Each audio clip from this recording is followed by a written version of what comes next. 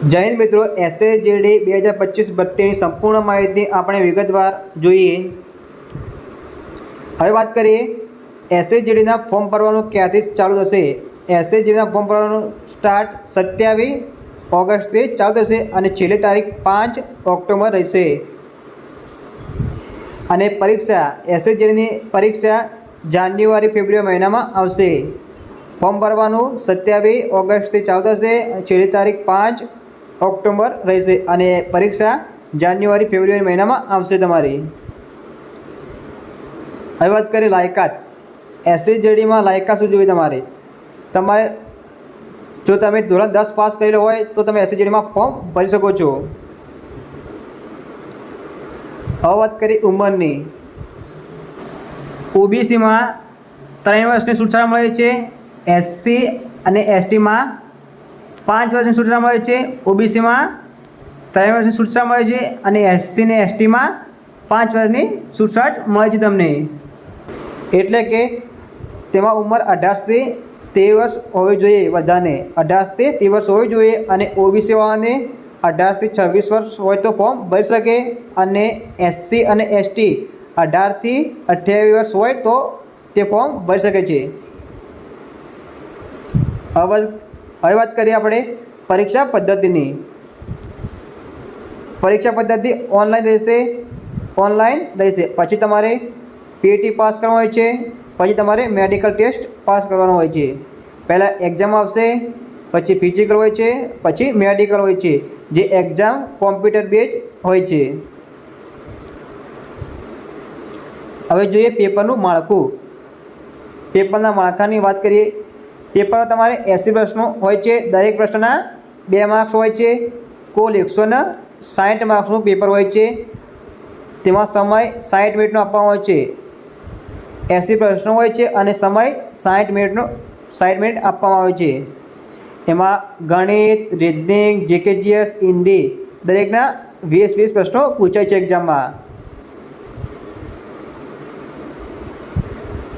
જો તમે NCC કરેલ હોય તો અને NCCનું સર્ટિફિકેટ હોય તો તમારે NCC A ગ્રેડનું સર્ટિફિકેટ હોય તો 3.2 માર્ક્સ મળે છે। NCC B ગ્રેડનું સર્ટિફિકેટ હોય તો 4.8 માર્ક્સ મળે અને NCC C ગ્રેડનું સર્ટિફિકેટ હોય તો તમારે 8 માર્ક્સ મળે છે। હવે વાત કરીએ ફિઝિકલની। ફિઝિકલમાં રનિંગ કેટલી હોય। ફિઝિકલમાં રનિંગ પુરુષોને 5 કિલોમીટર રનિંગ હોય છે અને 24 મિનિટમાં પૂરી કરવાની હોય છે। છોકરાઓને 5 કિલોમીટરની રનિંગ હોય છે, તે 24 મિનિટમાં પૂરી કરવાની હોય છે અને મહિલાઓને 1600 મીટર રનિંગ હોય છે, જે 8.5 મિનિટમાં પૂરી કરવાની છે। છોકરીઓને 1600 મીટરની રનિંગ હોય અને 8.5 મિનિટમાં પૂરી કરવાની હોય છે। હવે વાત કરીએ ચેસ્ટ। તમારી નોર્મલ ચેસ્ટ 80 સેન્ટીમીટર હોવી જોઈએ। તમારી નોર્મલ ચેસ્ટ 80 સેન્ટીમીટર હોવી જોઈએ અને 5 સેન્ટીમીટર ફૂલાવીને 85 સેન્ટીમીટર થવી જોઈએ। હવે વાત કરીએ હાઇટની।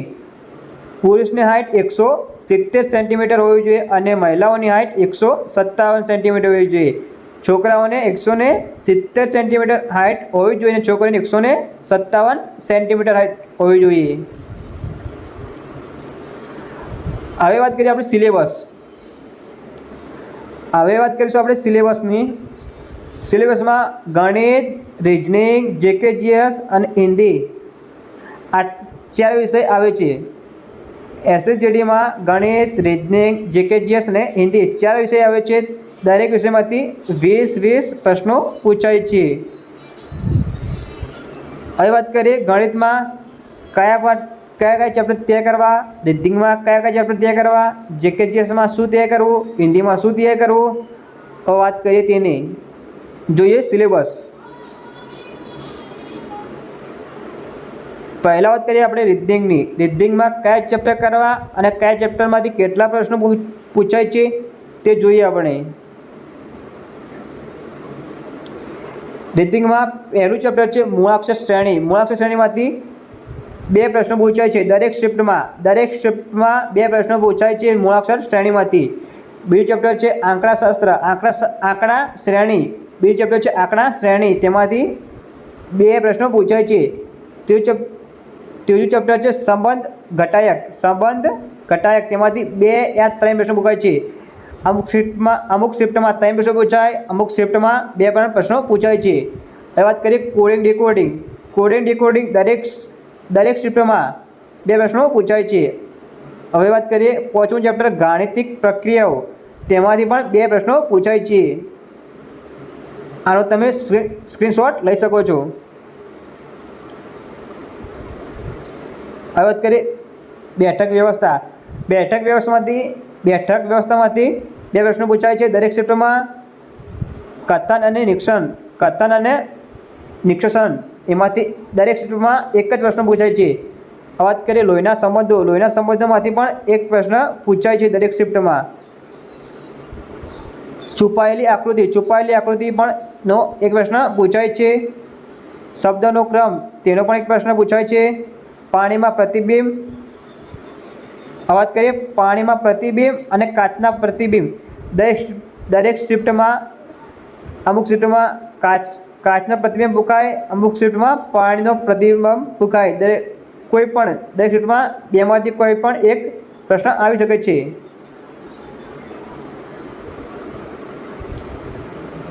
હવે વાત કરીએ ઘન અને પાસામાંથી દરેક શિફ્ટમાં 2 પ્રશ્નો આવે છે।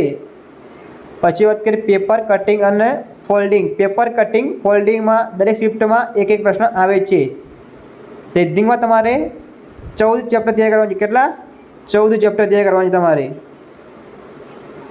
તમે આ ચેપ્ટર લખી શકો છો તમારી નોટબુકની અંદર। હવે વાત કરીએ આપણે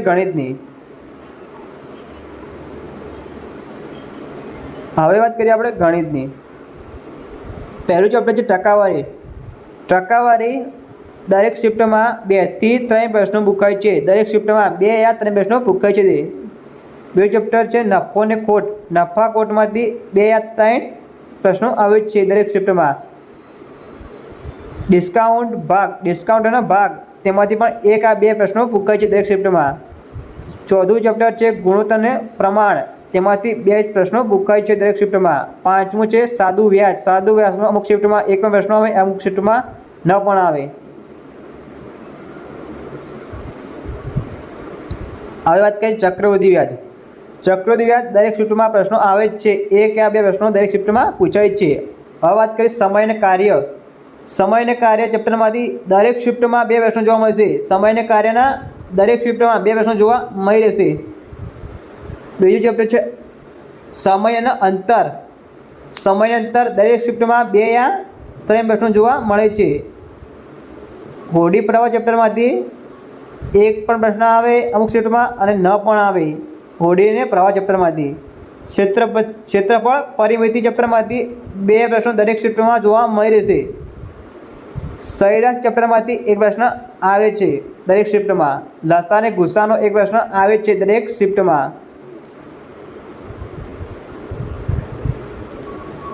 સાદુરૂપનો પણ 1 પ્રશ્ન આવે છે દરેક શિફ્ટમાં। સંખ્યા પદ્ધતિનો દરેક શિફ્ટમાં 1 પ્રશ્ન જોવા મળી રહે છે। ભાગીદારીનો પણ એક પ્રશ્ન જોવા મળી રહેશે। મિશ્રણમાંથી પણ 1 પ્રશ્ન જોવા મળી રહેશે। ગણિતમાં ટોટલ 16 ચેપ્ટર છે તમારે ગણિતમાં ટોટલ 16 ચેપ્ટર તૈયાર કરવાનું છે। એનાથી વધારે કંઈ પણ કરવાની જરૂર નથી ગણિતમાં। હવે વાત કરીએ JKGS આપણે JKGSની। JKGSમાં શું તૈયાર કરવું તમારે।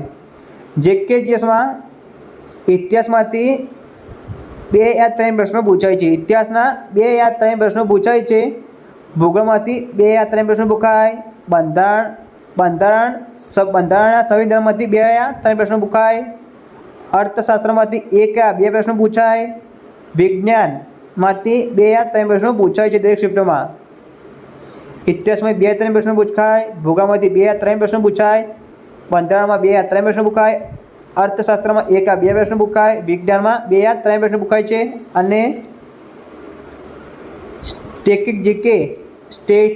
સ્ટેટિક જીકેમાંથી 7 થી 8 પ્રશ્નો પૂછાય છે. કેટલા? સ્ટેટિક જીકેમાંથી 7 થી 8 પ્રશ્નો પૂછાય છે અને કરંટ અફેરમાંથી 2 યા 3 પ્રશ્નો પૂછાય છે. કરંટ અફેર તમારે 6 મહિના પહેલાંનું તૈયાર કરવાનું રહેશે. હવે વાત કરીએ હિન્દીની. હિન્દીમાંથી શું પૂછાય છે? હિન્દીમાં પર્યાયવાચીના 2 પ્રશ્નો જોવા મળશે. મુહાવરે એવ લોકોન્ત્યા 1 या 2 प्रश्नों दरेक જોવા મળશે તમને. વાક્યાંશ કે लिए एक શબ્દ 2 થી 3 પ્રશ્નો જોવા મળશે. વિલોમ શબ્દ 1 જોવા મળશે. વર્તનીનો એક પ્રશ્ન જોવા મળશે. રિક્ત સ્થાન ભરવાના 2 પ્રશ્નો જોવા મળશે. વાક્ય શુદ્ધિનો 2 પ્રશ્નો જોવા મળશે. વાક્યાંશ પ્રતિસ્થાપનનો 1 પ્રશ્ન જોવા મળશે. વ્યાકરણના 2 પ્રશ્નો આવશે અને ગદ્યાંશ 5 પ્રશ્નો આવશે. એટલે હિન્દીમાં તમારે 10 ટોપિક તૈયાર કરવાના છે. કેટલા? 10 ટોપિક. આના બહાર એક પણ પ્રશ્ન નહીં આવે હિન્દીમાં કે જીકે જીએસમાં કે મેથ્સમાં યા રીડિંગમાં. જેટલા પણ મેં કહ્યા છે એટલા ચેપ્ટર તમે તૈયાર કરવાના છે. એના બહાર એક પણ પ્રશ્ન તમારે નહીં આવે.